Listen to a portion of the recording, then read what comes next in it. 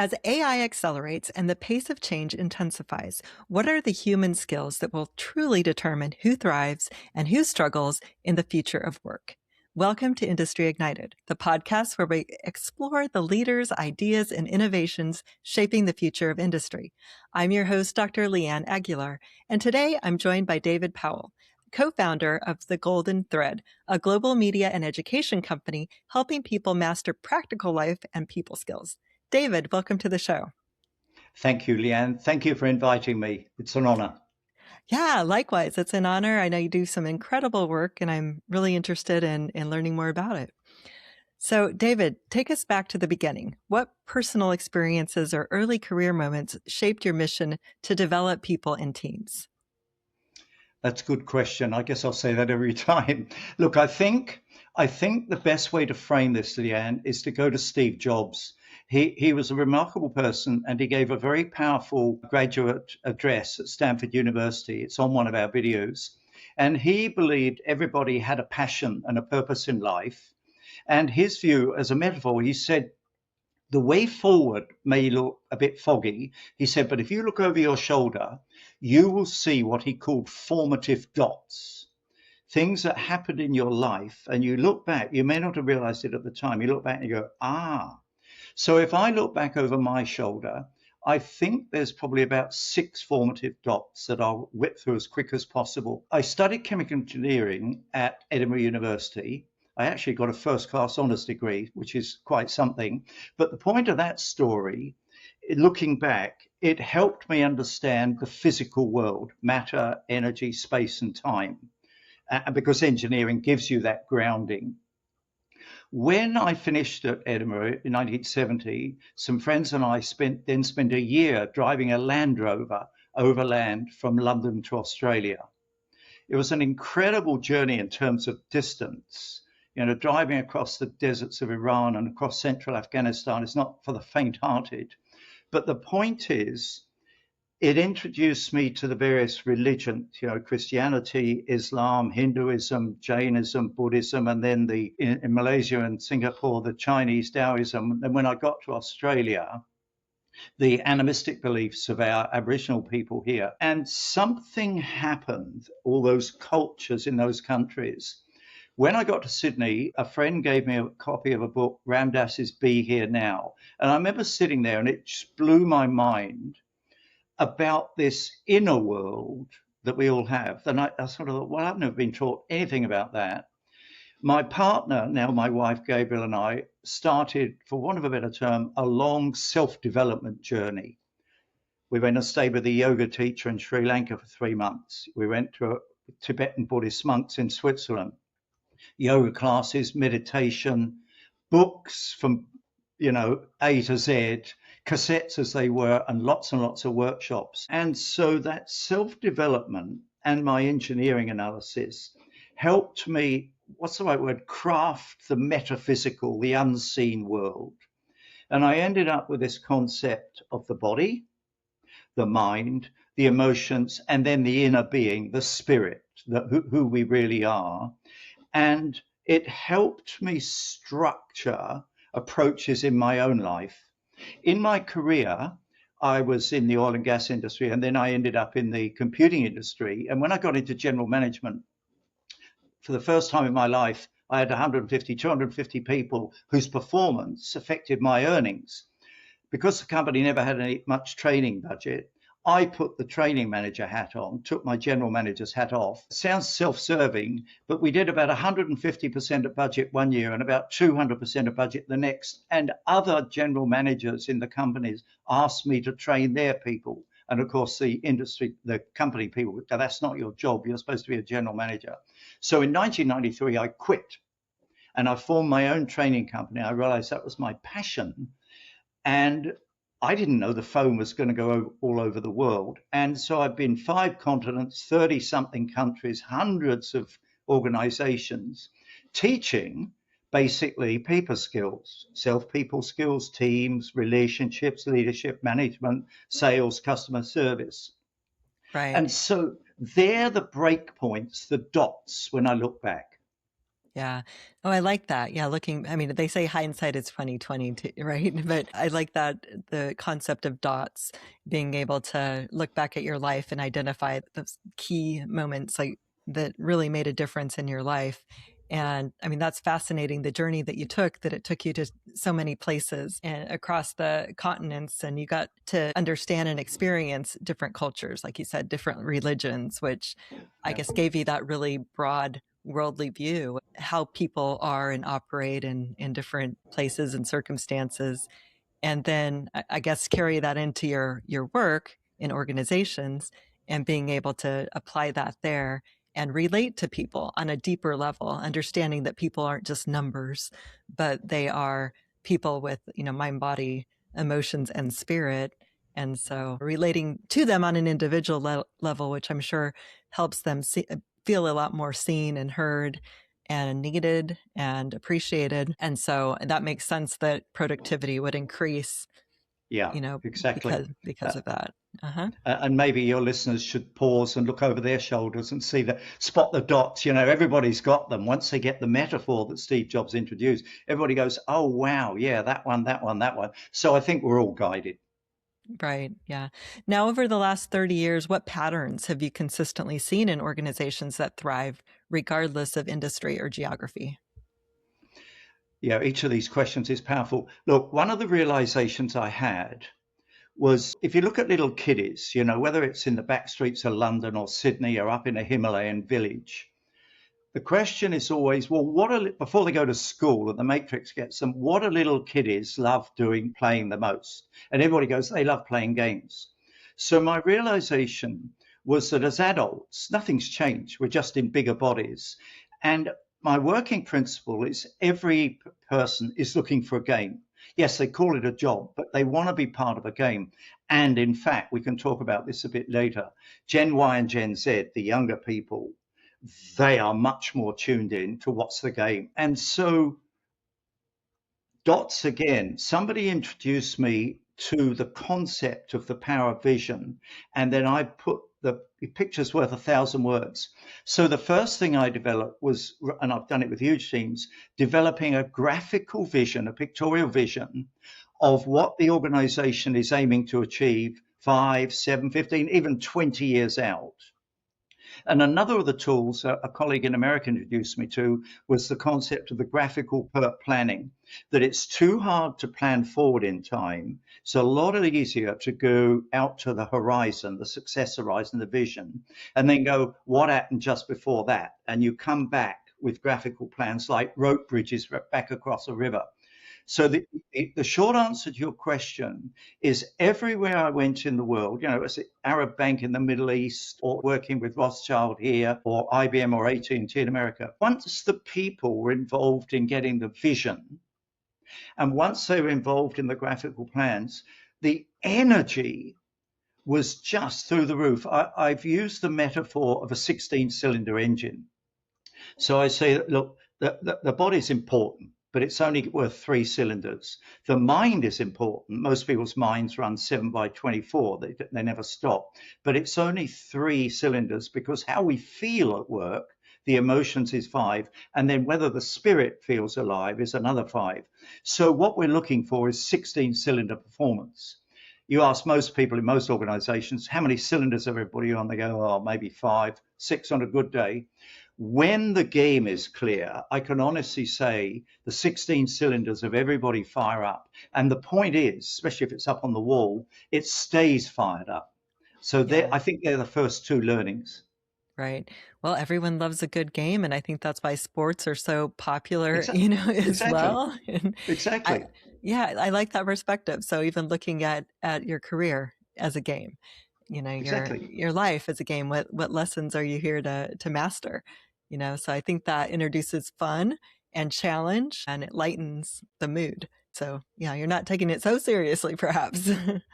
Well, it also helps looking out at the world of politics or turbulence or whatever you want to call this 21st century. If you stand back and go, what's the game? What's going on here? You can see the players. So it helps orientate the journey of life. Yeah. Now, What drew you though into this work specifically? Like, did you see an opportunity in the market that convinced you that the golden thread really, needed to exist? Well, what happened was I don't know the rest of the world. Once COVID arrived from memory, early 2020, the Australian government, the game players, were very severe. No travel, nothing. And so I'd lived my life on airplanes. I could go through most airports in the world blindfolded because I'd done it so many times. And people around the world go, "Well, this is awful, David. Can you put some stuff on video?" I'd known Imelda for many years, my partner in Golden Thread.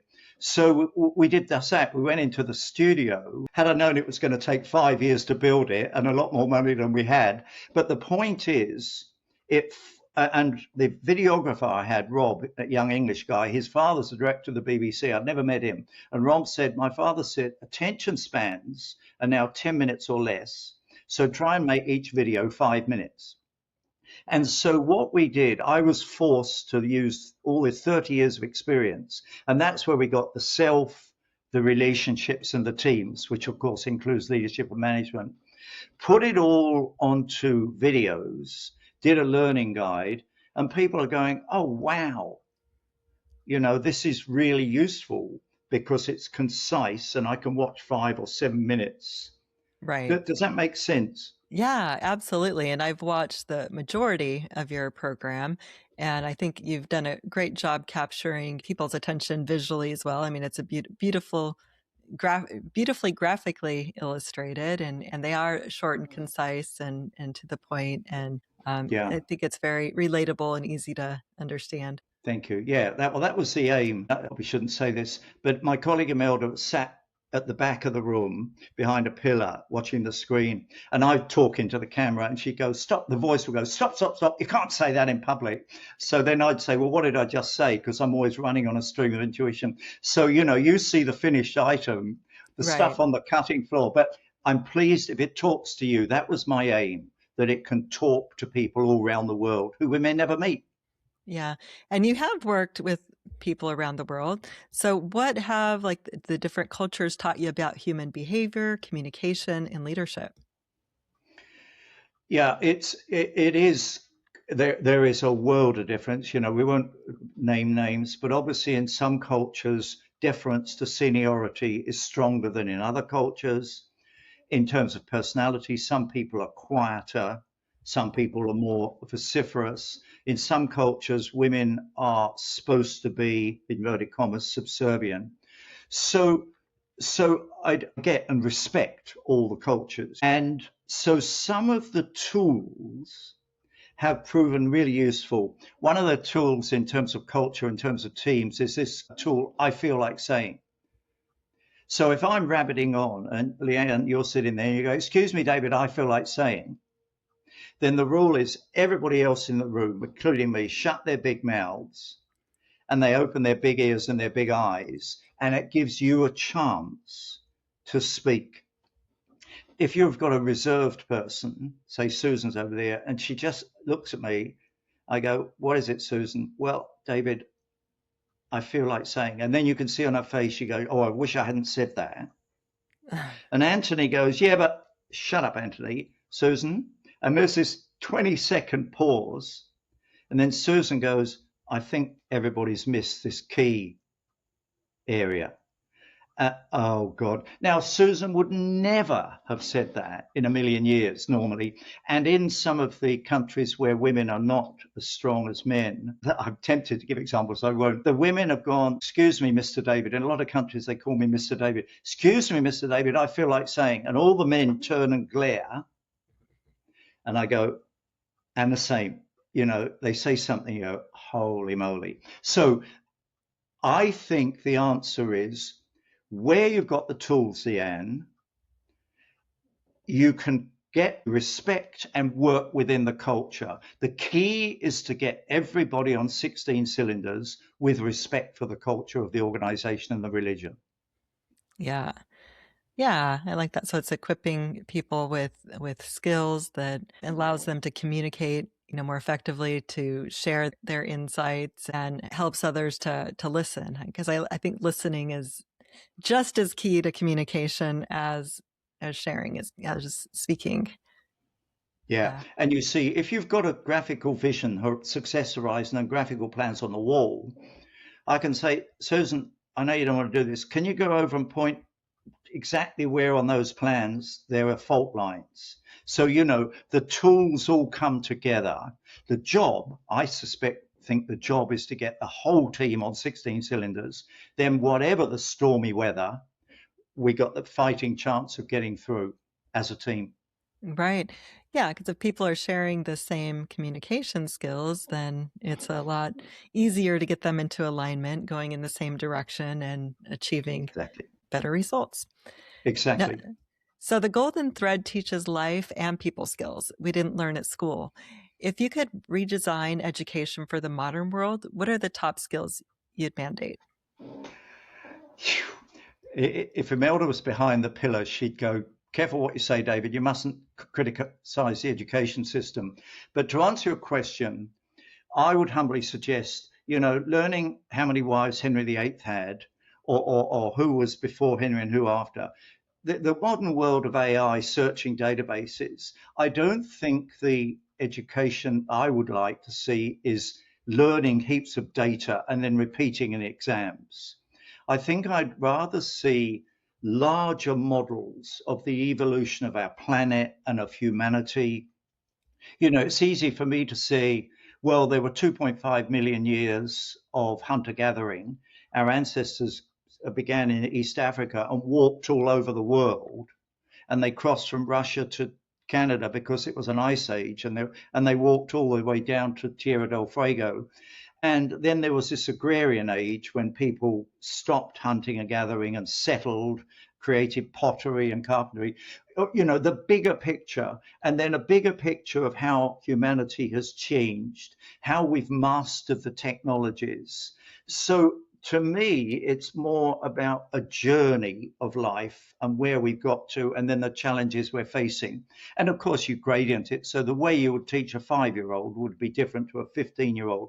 So I would like to see a bigger picture of life and work. Yeah. And you've said technology can do many things, but it can't build trust or resilience. What are the most costly human skill failures you see inside of organizations today? Yeah, you see, one of the things, how can I put this? This sounds critical as well. The stats say something like 97% of training has no long term effect. People say most training is do have. Leanne, do these activities and you'll have these results. It's called first order. Second order goes deeper into be, do, have. Hmm. So that the first is to who's Leanne, who's David, who are you as a being? Strengthen you as a being, then do these activities, however tough the market is, and you'll have these results. So I think because we don't get taught anything about our being at school, and we don't get taught in training courses at work, nobody really understands the power of intuition. Therefore, nobody really understands the power of judgment and discernment. Now, that may be okay in an industrial age, but in the information age, where it's coming at you over the internet, it's coming at you from social media, and now it's coming at you from AI, from ChatGPT and Claude. My concern is without that intuitive channel, without that sharpened discernment and judgment, which goes to the core of each person, there is a risk we're going to get mastered by AI rather than mastering the use of AI. I mean, AI is amazing. Fancy being able to search every database in the world in about 5.5 seconds or something insane. But the risk is not having the intuition, discernment, and judgment. That would be my short answer. Yeah. So why do you think it is that intuition, discernment, and judgment are not taught? And is that true around the world in your experience? Is it not taught anywhere or is it taught some places? Yes, there's 8,000 million people on the planet. I've never come across a workshop that amplifies and hones intuition, because obviously behind intuition, there's this concept that we live in a intelligent quantum reality, back in the 1930s.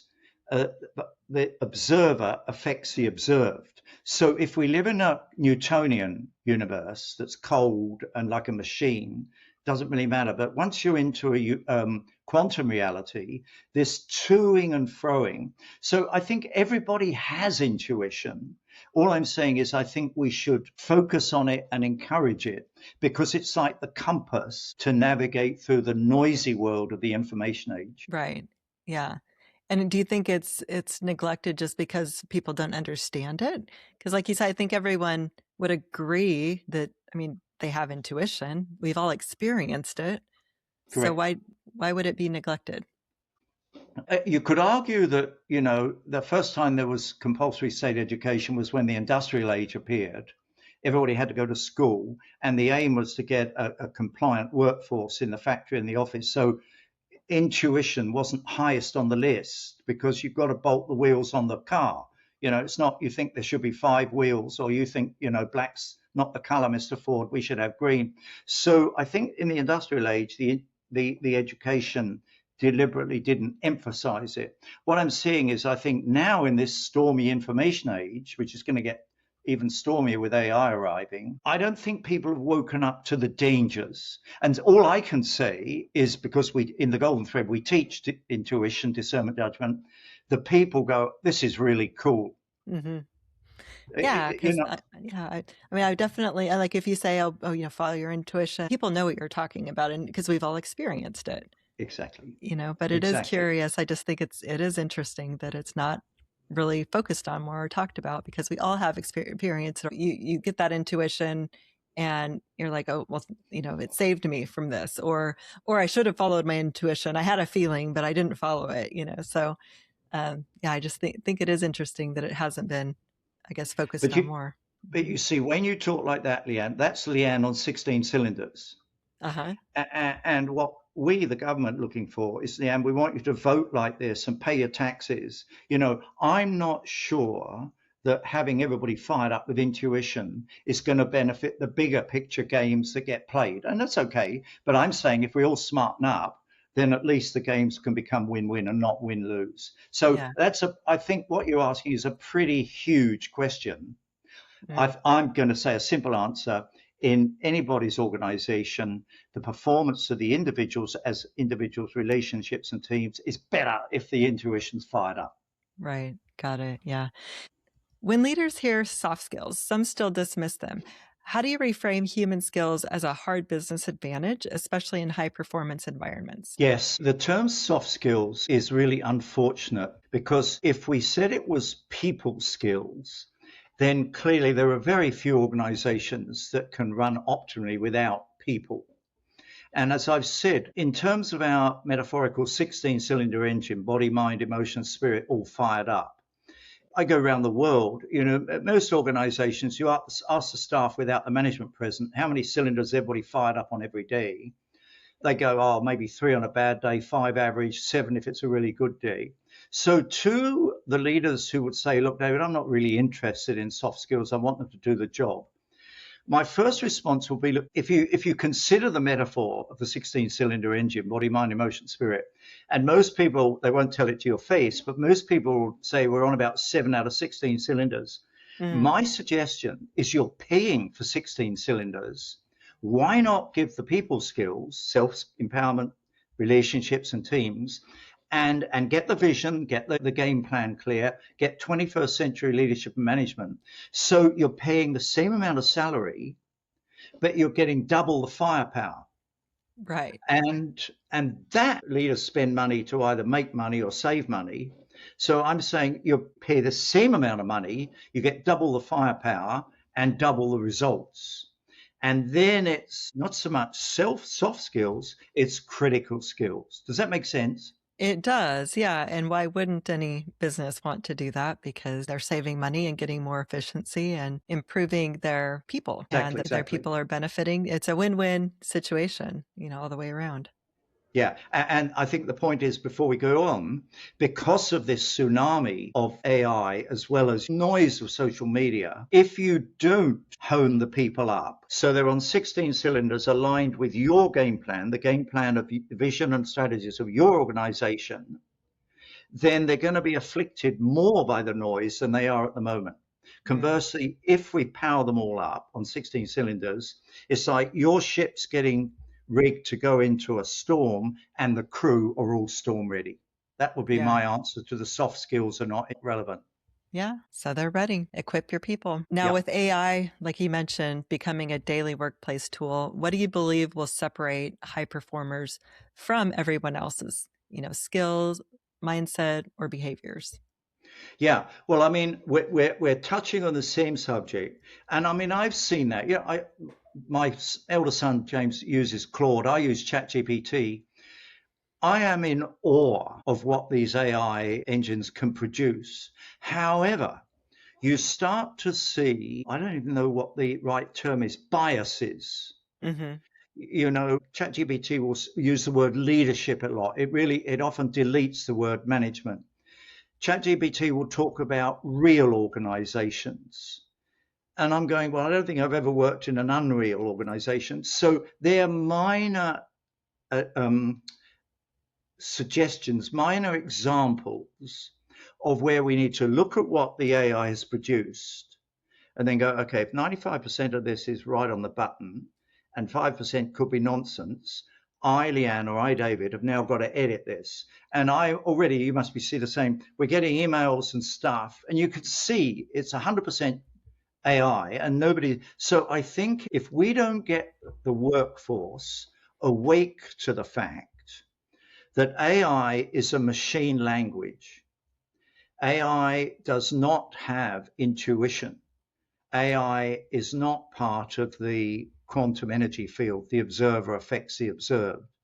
Werner Heisenberg, 1934, whatever. It's a machine. It's an amazing machine. And it's an and. It's not a, oh, well, we can all ease off. AI can do it all. Does that make sense? This is pretty serious stuff.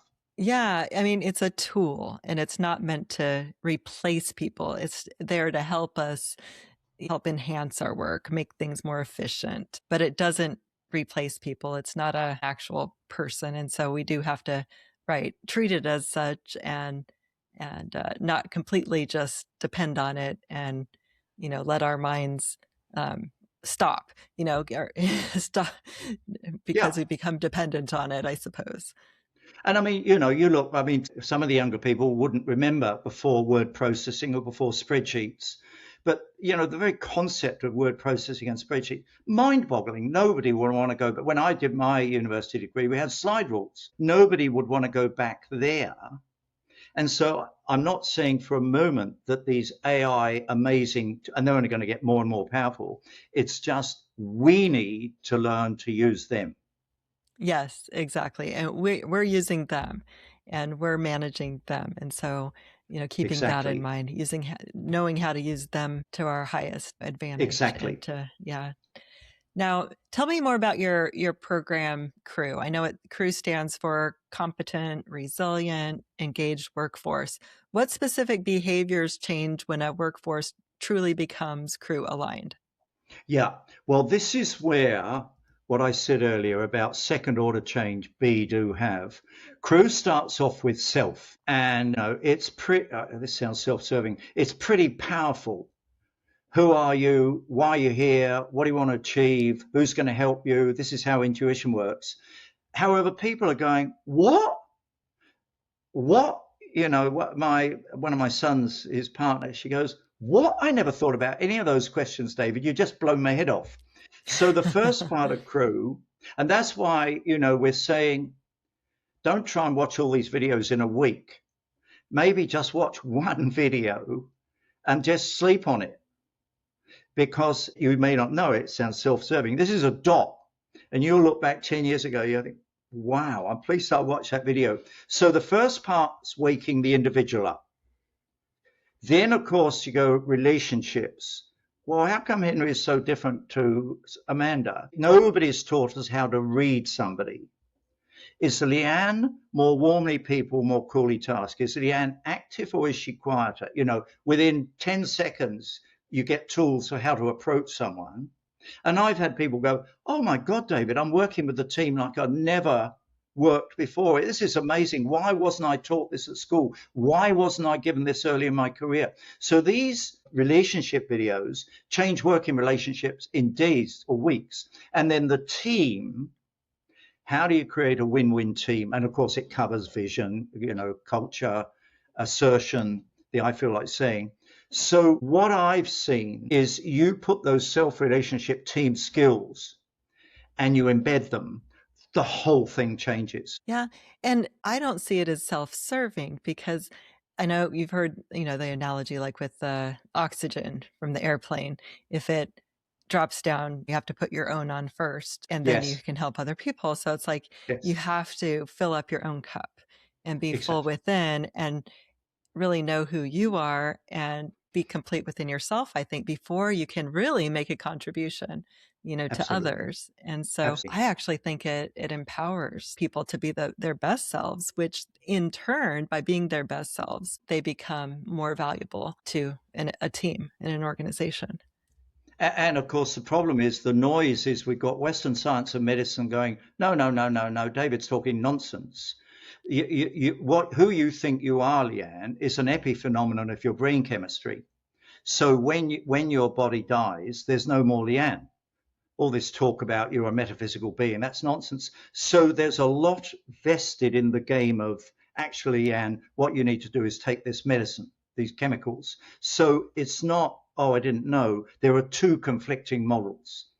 Western medicine and science, you're an epiphenomenon of brain chemistry, thousands of years of Gnostic wisdom behind all the religions. No, you're not. You're a metaphysical being incarnated. So, this is pretty deep and it's very powerful. Yeah. Now, Crew integrates body, mind, emotion, and spirit. Why is addressing all four essential? And what happens when companies ignore one of them? Yeah. Well, you see, I think the do have, the shallow stuff, Leanne, just do this, and you have the results. As soon as a storm happens, or the phone goes, you forget everything you were told to do. You revert to your gut instincts. And so I think unless I'm talking to every leader and manager in the world out there, unless we strengthen our people, as soon as the wind blows violently at home or at work, they'll lose the plot. If we strengthen them first, they go, oh, look, you think gale force winds are going to trouble me and my team? So it's fundamental to navigating into these clearly stormy, turbulent 21st century waters. Yeah. Now, your model also combines online learning with coaching to embed change. What have you learned about why people consume content but don't always change behavior? Yeah, I think the point is, as I said a bit earlier, just watching the videos is great. However, it raises a lot of questions. No organization can afford the money or the time to send everybody, the whole workforce, to regular workshops and regular coaching. So what we found is, let's say we say to someone, watch one video a day, and then once a month, we'll have groups of 5 people online for an hour. And the point is, let's talk about what came up in those previous 4, at maximum 8 videos. What do you get?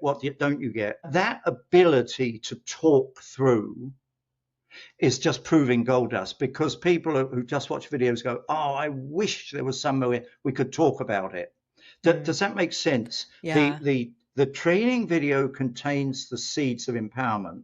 The group coaching, because it's very cost effective online once a month, over 12 months, 24 months, 36 months, you've got a growing journey. And of course, that's what young people in business want now. They want involvement, they want empowerment. So it right. works both ways. Yeah, and I think you can also get a better idea of how it's implemented, how to implement these tools and these skills when you're talking it out in a group. And you can talk about your experiences implementing the skills. And listening to other people, I think, always gives more insight, when or listening to other people talk about their own experiences as well. And you can get more ideas of how to use the skills and how to become more effective as a team as well. So I think Yeah. that group dynamic has a lot of power and advantage benefits.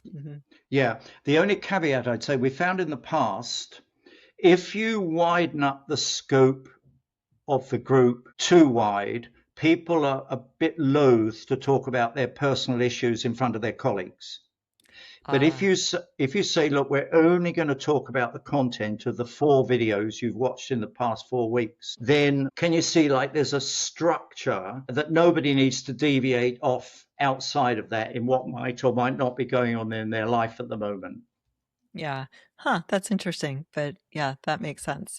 And I think of like the online groups I've been involved with. Like oftentimes I'll be a big group, maybe a group of 100, but then like for more of the one-on-one personal conversations, we'll have breakout groups and That's it. then smaller groups that then you share with, and you get a lot more, or you're able to share on an individual level, but then I think people are more compelled in the smaller groups to Yeah. share. That makes sense. Yeah. And then what we say to people is the management, look, that everybody ought to have the ability to say, can I please have a one-on-one?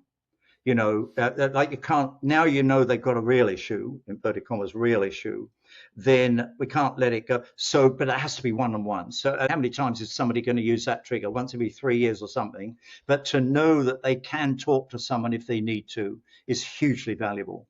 Right. Yeah, that's true. Now, you also have a program called Leo, which supports teens and young adults. What are the biggest challenges you see facing young people today, and how does Leo build resilience, confidence, and purpose? That's a good question. Let me explain the origin of Leo. When we were doing the early work, unknown to us, Imelda and I, our videos, our crew videos, found their way into families, employee families. Some of the teens were in real trouble. Some were suicidal, not unknown to us. And they watched the videos, and the parents fed back that within 1 to 3 to 5 weeks, they totally changed from I've had enough of this planet, I'm leaving, which is a horrendous state, to I now know what I want to do. And, I've heard stories of teenagers getting up at 5 a.m. to go running. And so it clearly touches young people. I don't think it's, say under 13 are too young. But the point is, and we go back to the earlier thing about what's ideal education. It must be the same where you are. There's all these people walking around with a phone. They walk out across the road, they don't see a red traffic light, they're like zombies. The Right. noise avalanche of social media is just horrendous. And if the parent or the parent and the teen can watch a few of these videos, which is what we're working on now in the communities, and we start to rescue them from the onslaught. Does that make sense? Yeah. Yeah. Right. It just starts to shift their perception a little bit, shift their mindset, open them up to some different possibility. And ultimately, I mean, I know your program is about transformation. Yeah, It's about transformation of mindset. But yeah, it starts with just cracking the shell though, right? It's just yeah. introducing them to something different And I, possibilities. yeah, I've got passionate colleagues who want to try and get the videos into the education system. You know, it's a huge issue, Leanne, and we can't walk away from it. So Yeah. Leo is our lighthouse of young person empowerment to try and get some sanity back into their lives. Well, it's certainly needed. I definitely agree with you. Yeah. Now, for an executive listening right now who wants to improve retention and engagement, what is the first practical step you recommend to begin shifting culture? Yes, from the feedback we've had from the markets around the world, attracting caliber people, as it's not true in India, but where the workforce is actually growing with young people. But in most parts of the world, as the baby boomers retire, the actual workforce is shrinking. And therefore, anybody looking for a job has got more choices than they may have had 5 or 10, 15 years ago. So the first challenge is attracting caliber people. Then the second is retaining them. Then there's got this Gen Y, Gen Z, how do we integrate them? And then this AI. So I would suggest the first step is what can you do in your organization to make your job offer more attractive than maybe some of the others? Now, this sounds self-promoting, but I'll say it anyway. If you can look them in the eye and say, mate, we've got this online people skills empowerment program, shows you how to strengthen you, how to work with other people and in teams. You can use it here. We do. You can use it with your friends and your family, and it doesn't cost you anything because we're paying for it. And you get coaching once a month for the rest of the time you're here. Our companies B, C, and D offering you opportunities like that, maybe the same job, same pay. And I can guarantee you they're not. So Right. there's a magnet attraction. And once they're on and they see this is what we call in Australia fair dinkum, it's real, they're not going to go to company B or C for 5 or 10,000 quid more because they know B and C are not looking after their journey. So, as I say, it sounds like a cheap sales call. I would say get everybody on the Golden Thread Crew program. It's a magnet in and it's a magnet to hold the people in. Or is that a bit crass? That's my Yeah, view. right. No, yeah. So it's a added benefit. It's something Yeah. that, right, it helps a company stand out by offering it to their employees because it's, again, a tool that can help their employees um, become empowered and develop themselves and in turn helps the organization. Exactly. My colleagues who are in the industry say there are other people, other companies who have training videos. There are other people who have coaching, but it's basically one-on-one for senior management. What they say at the moment is there's no other company in the world other than Golden Thread that offers videos and group coaching on a cost-effective basis. Now, obviously, that will change, but it's something that we can offer that the Mhm. manager or the owner of the business knows that his competitors or her competitors are not offering. That's my answer to that. Yeah. And how do you help organizations integrate multiple generations? Like you're saying, the Gen Z through baby boomers, so differences become fuel for performance rather than friction. Yeah, well, we're still working on that. I've got work with a team of coaches. The feeling is, and it's getting reflected, some of our clients, it may be better to have groups of Gen Y and Gen Z together in the group coaching so that the way the coach works with them is different to the way they might react if there's Gen X or even baby boomers on the call. So I think because Gen Y and Gen Z, as I said, are going from 50 to 100% of the workforce over the next 20 years, let's get optimum coaching of Gen Y and Gen Z. So as they move forward, they've got everything they need to be supervisors and then managers. So, would you have different approaches for the different generations, like in the coaching? Would you actually separate them out, or you would integrate them on the call and I just I think we're tending towards separate. We've okay? had quite a number of older people going, this is really for the younger people. I've been doing this for 30 years. I don't need these skills, but the younger people all do. So our tendency is at the moment to give them a separate window. Hmm. If you and I are talking in 6, 12, 18 months again, we may have some honing, but that's what it's looking like is the best way to do it. Okay, so it'd be separate coaching calls for the different groups of For the people. different ages. Yeah. Yeah, And yeah, some people may go, no, no, no, I want, and maybe you do that for 6 months and then integrate. I don't know because, nobody's tackling this effectively yet. We're out there on the front edge right. and I'm happy. We're totally flexible of how any business manager wants to do it. Yeah. Now, David, finally, if you look ahead 5 to 10 years, what do you hope organizations will do differently to build healthier teams? And what will be the cost for those who don't? Yeah. Look, I think the previous things we've dialogued paint the picture.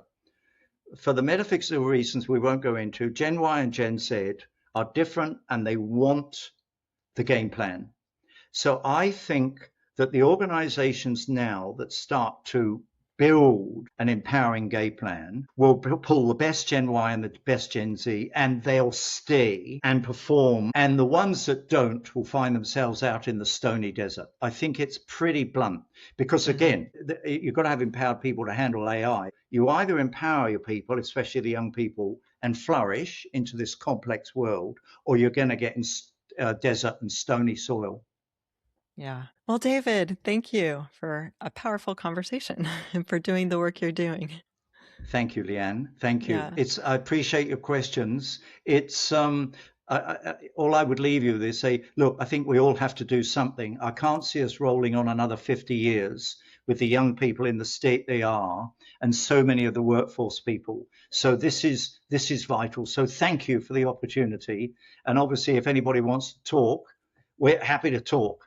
Yeah, absolutely. So, for listeners who do want to learn more about the Golden Thread or explore Crew or Leo or connect with you about bringing these programs into their organizations, where can they reach you or where should they go? Yeah, so it's our email. My suggestion is email you or email us and David at thegoldenthread.com, and then we'll set up a Zoom. I prefer Zoom, and the talk would be it's reconnaissance. I've done a lot of talking on this call, but what I want to know is what's their game, what's their challenges, and then we will make constructive suggestions. I think it's easier done on a Zoom call than it is on emails. So Hmm. David at thegoldenthread.com, and we'll take it from there. Great. And to everyone listening, please, if you enjoyed this episode, share and subscribe and tune in to the next episode of Industry Ignited. Until next time, stay bold, stay curious, and keep igniting industry.